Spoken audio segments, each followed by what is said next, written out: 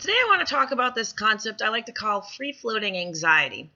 Free-floating anxiety is basically all of this sort of pent-up energy that you have inside. You know, the energy that says, I should be doing something. I'm worried about something. And it sort of just wanders around in your brain and just attaches to something that you need to worry about because it's all this energy that needs to go somewhere. Now, I've had this so many times I can't even count.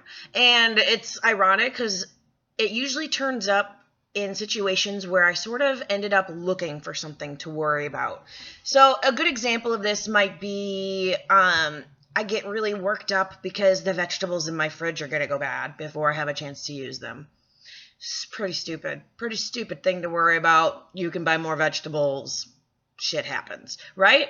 So where does the free-floating anxiety come in with the vegetables? Well, maybe I'm really worried about my business and I just feel like there's so much to do and so little time and I really need to get stuff done in my business, but I can't deal with that anxiety. So instead, I sort of push that anxiety down, just like we were talking about with the water balloon hypothesis. I push that anxiety down and it comes squeezing out into my vegetables. I know, sounds kind of gross.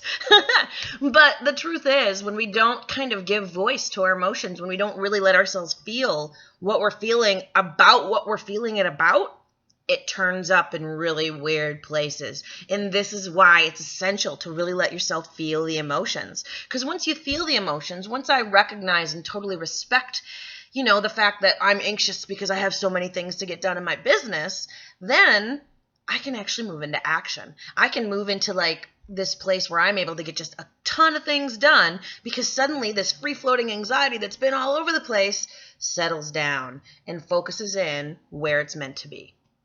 And once it's focused in where it's meant to be, then I'm able to do something with it. Then I'm able to use it as motivation. Then I'm able to use it to sort of generate my energy. And then I'm able to use it sort of as the steam and this locomotion that gets me going. And woo! Before I know it, suddenly this anxiety turns into this amazing, generative, energy that gets stuff done in my business because I respected the anxiety enough to recognize what it was really about. So I encourage you to really feel your emotions and really let yourself understand where they're actually coming from and not attach them to weird little other things that are easier to worry about or easier to feel anxious about. Because when you do that, you're not really respecting what the emotion's about. And so then the emotion doesn't go away and then you're not able to turn it into action.